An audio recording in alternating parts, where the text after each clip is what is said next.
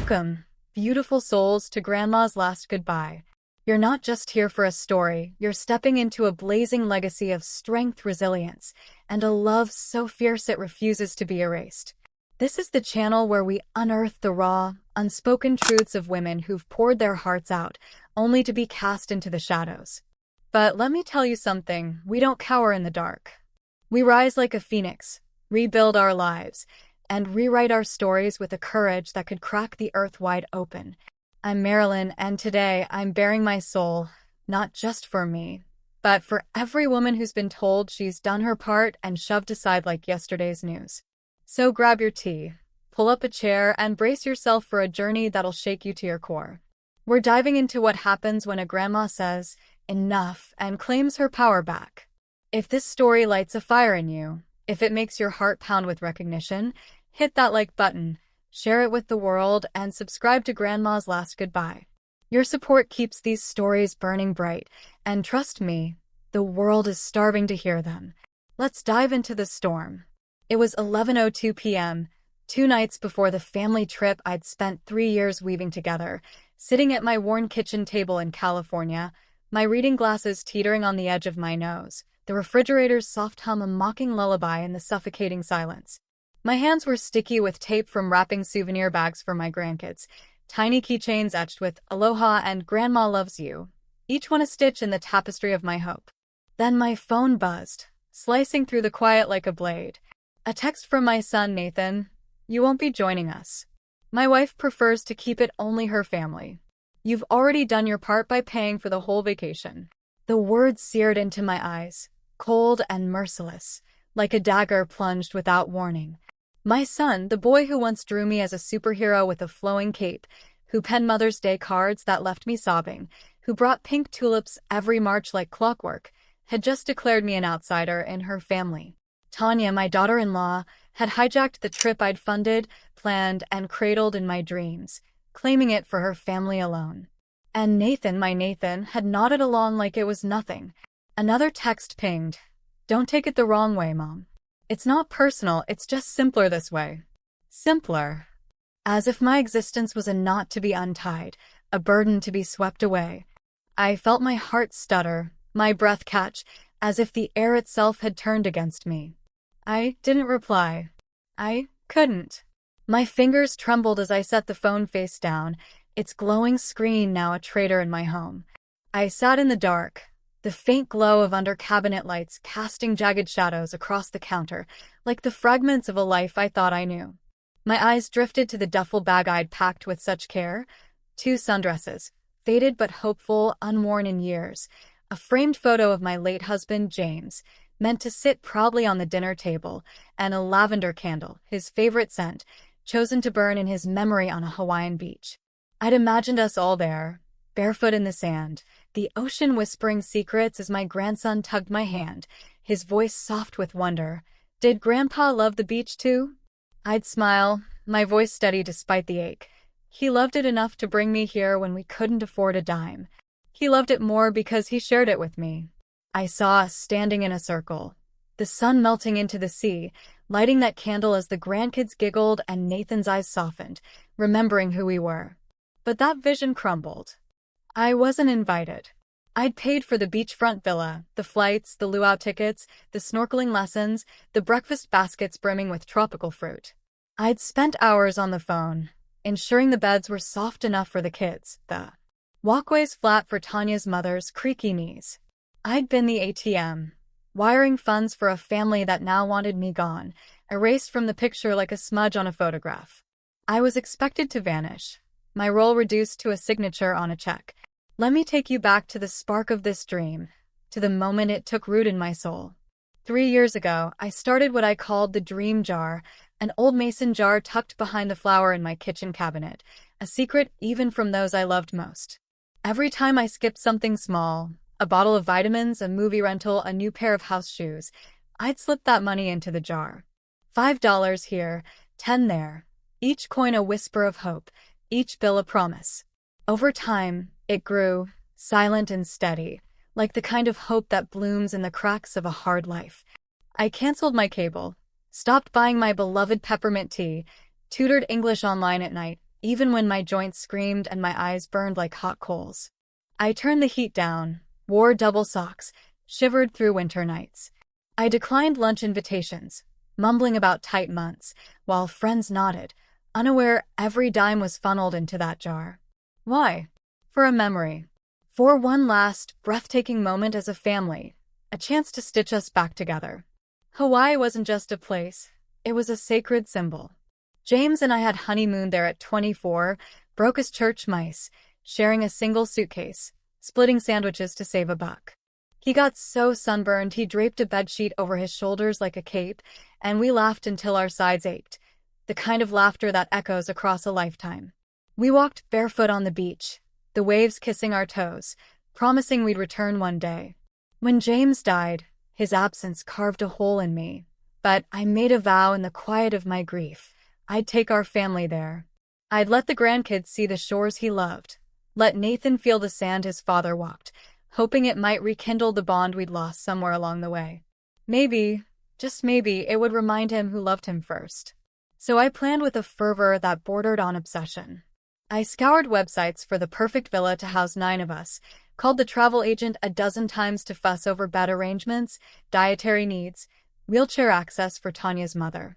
I ordered custom t-shirts, bold letters proclaiming family is forever 2023, imagining us wearing them as we laughed around a fire pit. I chose a beachfront home with a view that could steal your breath, picturing us lighting candles, each of us sharing a word to honor James. Love, laughter, legacy.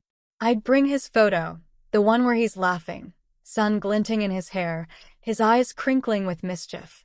I saw silence falling over us, then tears, then laughter, the kind that binds you tighter than blood. I imagined being seen, not as the bankroll, but as the heart of this family. I sold old furniture, the dining table where James and I shared countless meals, the armchair where he read to Nathan. I took extra tutoring students, stayed up marking essays until dawn. My fingers cramped, my vision blurred. Every dollar went into the dream jar, then into a travel fund account.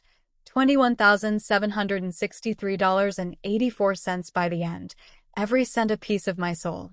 I linked every booking, villa, flights, rental cars, excursions to that account, all under my name because I trusted them. I believed trust was something I'd earned, forged in years of love, sacrifice, and pink tulips. I packed tiny sunscreen bottles, labeled bags for each grandchild, wrapped keychains with care, my hands trembling with anticipation. I bought a small box of matches for the sun dipping into the ocean, my family holding hands the lavender candle, envisioning us on that beach, the flame flickering like James's memory. But I was fading from their world, erased brushstroke by brushstroke. It started subtly, like a slow bleed you don't notice until you're dizzy. Fewer group photos at Thanksgiving, Tanya's voice bright and sharp. Let's do one of just the kids, then just our family unit. By the time they were done, the camera was packed away. No time for me. At Christmas, they wore matching red sweaters with white trees, a coordinated glow I wasn't part of. My sweater was blue, bought without knowing their plan. Nathan shrugged it off. Oh, you're not into that stuff, Mom. But I was. I'd have worn red, posed proudly, if only they'd asked. Tanya took over birthdays, hosting at her mother's house, where I arrived as a guest, not a matriarch. Once she introduced me to a stranger. Nathan's mom is here too, as if I'd wandered in uninvited, a stray they'd kindly tolerated. Her smiles were polished, never cruel, but harm doesn't always shout. It slinks in through exclusion, omission, through being left out of every photo, every story, every seat at the table. Tanya corrected me in front of the kids, her tone clipped when I shared stories of James and our Hawaii honeymoon, her eyes rolling like I was a relic droning on. She hosted holidays at her mother's, forgetting to tell me until the day before, leaving me scrambling to join. Yet I clung to the dream, believing this trip would mend us. Under that Hawaiian sky, with waves whispering secrets and kids squealing in the sand, love would be enough. That was the story I told myself, the dream I built with every skipped tea, every cold night, every tutoring hour spent squinting at a screen, my eyes gritty, my heart full. Then that text, "You've already done your part by paying." The words shattered my dream like glass under a hammer.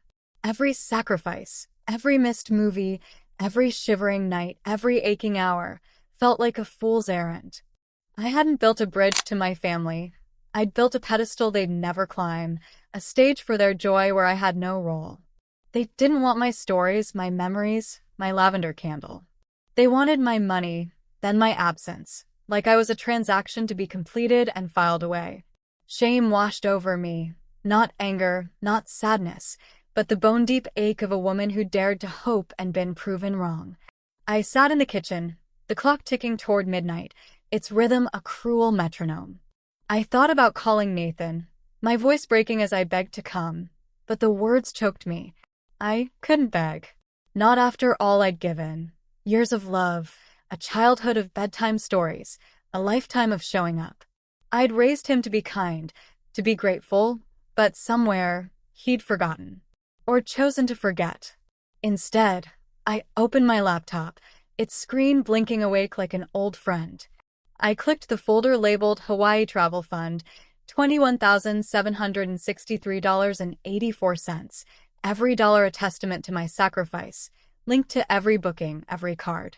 I'd set it up that way because I trusted them, because I thought trust was my birthright as their mother, their grandmother. The freeze account button stared at me, a single click to halt their plans. My finger hovered, trembling, but I didn't click. Not yet. Instead, I opened a blank document and poured my heart onto the page, not a plea to Nathan, but a list of names, a roll call of the forgotten. Carol, whose son hadn't spoken to her since her cancer diagnosis, her voice still bright at church. Louise, who buried her husband last fall, carrying his photo to Bible study like a talisman. Frances, who raised her grandkids but wasn't invited to their graduations, her smile never wavering. Beverly, who'd never stood on a beach, her life spent caring. For others, Nora, who called old age invisibility, her eyes sharp with unspoken stories. Denise, who drove me to the clinic when I twisted my ankle, refusing repayment with a quiet shake of her head. These were women like me, overlooked, underestimated, overused, their love taken for granted, their presence erased. I saved the file, my heart pounding, and returned to the bank page. I clicked freeze. A box popped up. Are you sure you want to pause all linked transactions? Yes. All linked cards will be disabled immediately. Yes. I closed the laptop, the click echoing like a gavel. I took a deep breath, my chest loosening for the first time in days, and I smiled, not out of revenge, but out of a clarity so sharp it could cut through stone. I wasn't a burden. I wasn't a footnote. I was a host, and I'd choose who sat at my table. For the next 48 hours, I held my silence like a shield. Tanya posted a photo on Instagram, matching beach hats, straw bags, her kids grinning, Nathan flashing a peace sign, her caption slicing through me, "Off to paradise, family only." Nathan texted the family group chat, "Ready for takeoff." I didn't respond, my fingers itching but still. My youngest granddaughter sent a voice note, her voice bubbling, "Grandma, we're going to see sea turtles." I saved it, pressed the phone to my heart, and whispered, "I'm sorry, baby, but your parents need to learn the weight of presence." I gave them one last chance, texting Nathan, "Need help with bags or snacks? I have motion sickness bands for Olivia." The message sat, read but unanswered, a final nail in the coffin of my hope. No reply, no thank you, no acknowledgement, just the cold certainty that this wasn't a mistake. It was entitlement, the quiet cruelty of people who saw love as a one-way street, me the vault they could plunder without a backward glance. I was done being their bank, their doormat, their ghost. At 8:27 a.m., as they queued at LAX, Nathan texted, "Getting weird error at check-in. Can you check the travel account real quick?" I didn't reply, my heart steady now, my silence a fortress. 5 minutes later, they're saying the card was declined multiple times. "You see anything on your end?" Nothing. Then the calls began, a slow drip at first, every 10 minutes, then every 5, then a frantic cascade, back to back, the phone vibrating like a trapped wasp. Voicemails piled up. "Mom, it's me. Just give me a quick call, please. I'm not sure what's going on, but we can't get the rental confirmed. It's saying funds unavailable. Can you look?" Then more desperate, "Mom, please, the kids are freaking out. Just tell me if something happened to the account." Finally, a low, urgent whisper, "Mom, I don't know what you did, but if this is because of the text, can we please talk?" No apology, no admission. Just a plea born of their unraveling plans, their smug confidence crumbling at the check-in counter. I pictured them. Nathan sweating, Tanya's voice rising, her mother muttering, the kids confused, clutching their little backpacks. I kept the phone face down, its screen dark, my resolve unbroken. The resort emailed, "Booking cancellation confirmed due to account freeze. Associated charges reversed as per your authority as sole account holder."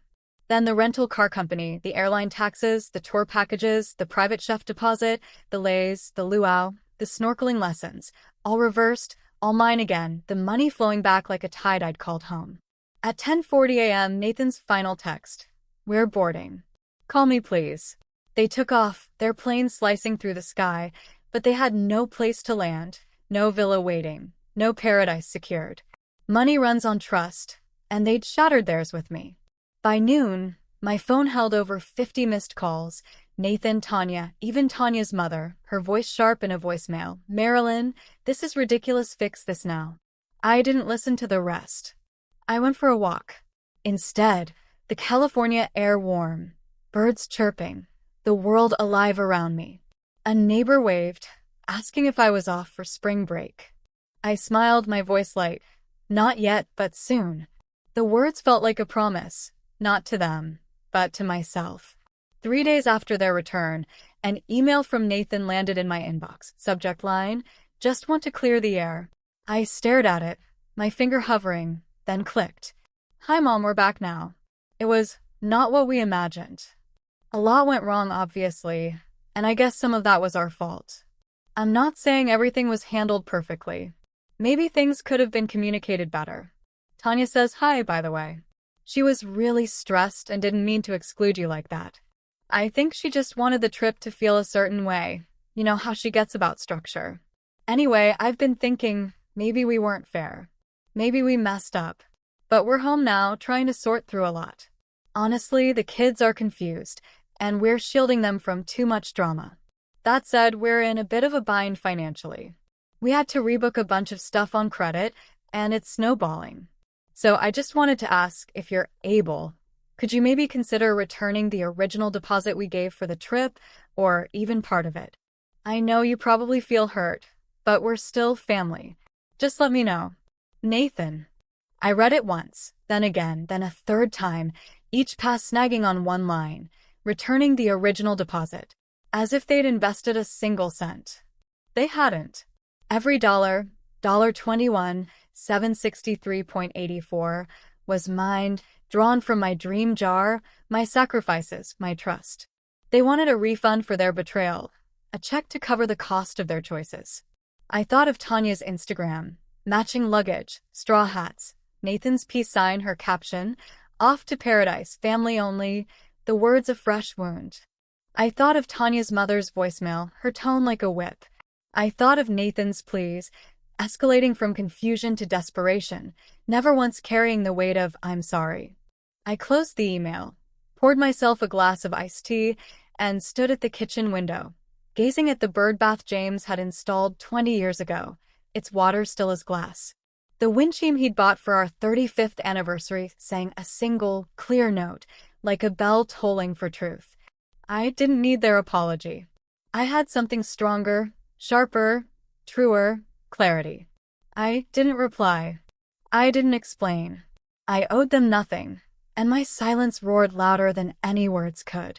The refunds came in waves, small notifications lighting up my phone like stars reclaiming the night. First the resort, then the rental car, the airline taxes, the tour packages, the private chef's deposit, the lays, the luau, the snorkeling excursions, all returned, all reversed, all mine again. My travel fund, once drained by a love I thought was mutual, swelled once more. But this time, love would not be blind. This time, I'd spend it on those who knew the worth of memory, who'd lived lives of giving without being seen. I opened my notebook, the one where I jotted James's favorite songs, his fishing recipes, the names of every grandchild. I turned to a clean page and wrote 3 words in bold: the forgotten women. Beneath them, a litany of names, each one a story, a scar, a strength. Carol, a widow whose children hadn't visited in 5 Christmases, her voice still lifting in church hymns. Frances, who wore her wedding ring 30 years after her husband's betrayal, her hands steady as she knitted.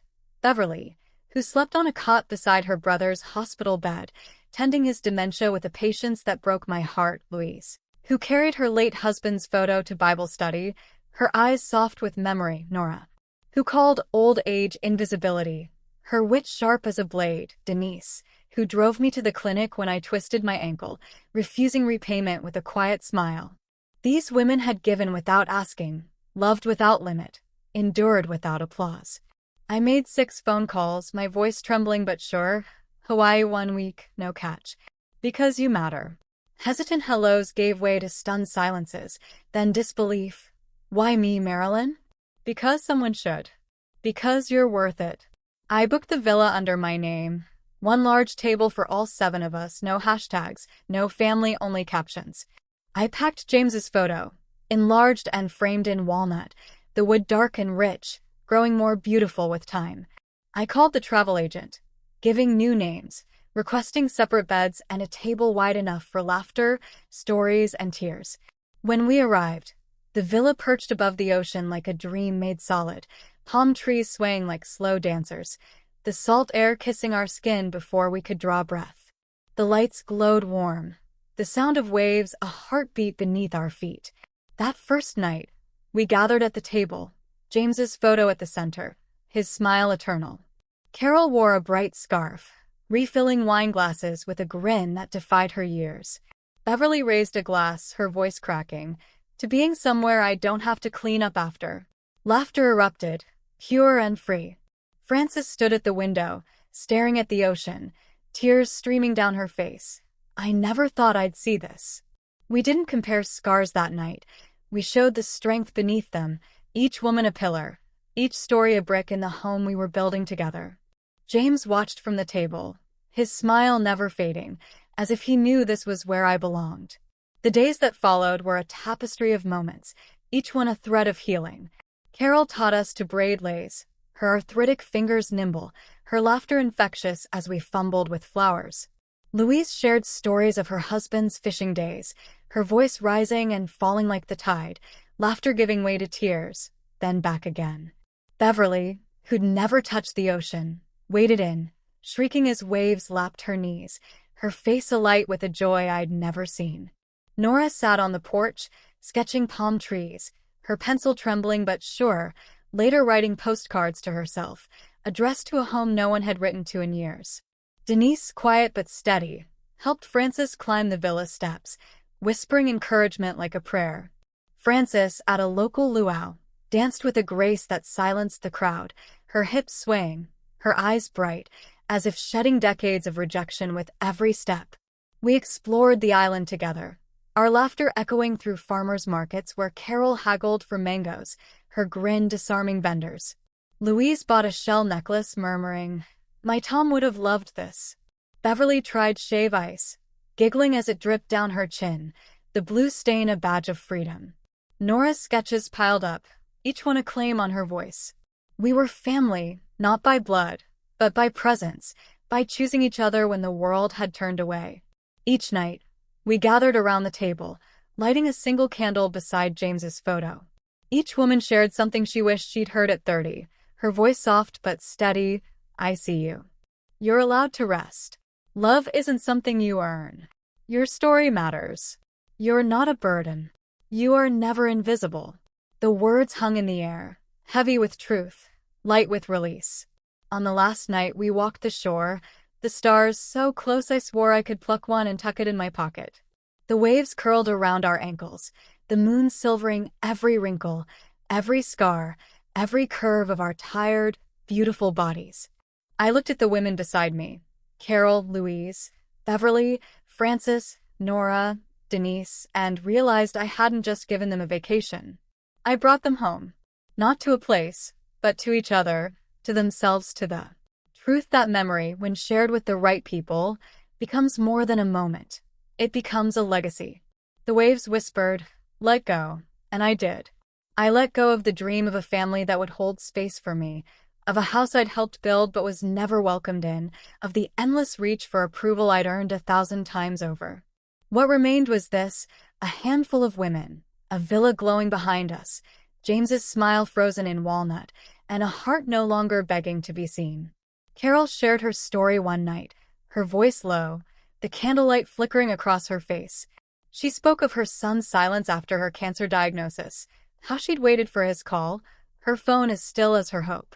Yet she sang in church, her voice lifting others even as her heart broke. Louise told of widowhood, the empty chair at her table, the nights she talked to her husband's photo, half expecting an answer. Beverly confessed the weight of caring for her brother, his dementia stealing him day by day, her life a cot beside his bed, her dreams buried under duty. Nora admitted she wrote postcards to feel alive, to prove she still existed in a world that looked through her. Frances laughed through tears, recalling how her grandkids' graduations passed without an invitation, her love a gift they'd left unopened. Denise, soft-spoken, spoke of giving without expecting return, her strength a quiet river running deep. Each story was a wound, but also a triumph, a testament to survival. We listened not to fix, but to witness, to say, "You are here. You are enough." The days wove us tighter. Sunrise walks along the beach, our footsteps mingling in the sand. Market banter, carols haggling a performance we cheered. Evening toasts, glasses clinking under the stars. I learned their dreams. Carol wanted a garden, vibrant as her spirit. Louise dreamed of a book club, stories to fill her quiet nights. Beverly longed for a beach photo, proof she'd lived for herself. Nora wanted to publish her letters, her voice unbound. Frances craved dance classes, her body reclaiming joy. Denise sought peace, a life unhurried by others' needs. I realized family is an ode. It's chosen, built on presence, not obligation. Back home, Nathan called, his voice softer. "Mom, can we talk?" I said, "Not yet." Not out of spite, but to protect my peace, a boundary hard one. The dream jar sat empty on my shelf, but my heart was overflowing. I started a new jar, its first coin a promise, for the next trip, the next women, the next legacy. This trip wasn't the end. It was a beginning. Carol returned to her church, her hymns brighter, her son's silence no longer her weight. Louise joined a book club, her laughter filling pages. Beverly framed her beach photo, hanging it above her brother's bed, a reminder of her own life. Nora sent her postcards to a publisher, her words finding wings. Frances enrolled in dance classes, her steps a defiance of time. Denise took a weekend for herself, the first in years, her smile a quiet victory. I kept in touch, our calls a lifeline, our stories a bond. I walked my neighborhood, the wind sheen singing, James's birdbath catching the sun. I wasn't waiting for Nathan's apology, Tanya's regret, or a tearful reunion. I'd stopped carrying their weight. I was light, free whole. If this story cracked your heart open, if you've ever poured yourself into a family that forgot you, if you've been erased but refused to stay invisible, you belong here. Grandma's Last Goodbye is where silence becomes strength, where memory becomes power. We tell the stories no one else dares, of mothers discarded, women who endured, legacies rebuilt not with noise, but with truth. If you believe kindness isn't weakness but wisdom that waits, if you believe being forgotten isn't the end but the start of a fiercer story, hit that subscribe button, like this video, and share it with every soul who needs to hear it. Join us at Grandma's Last Goodbye, because when a grandma speaks, the world has no choice but to listen.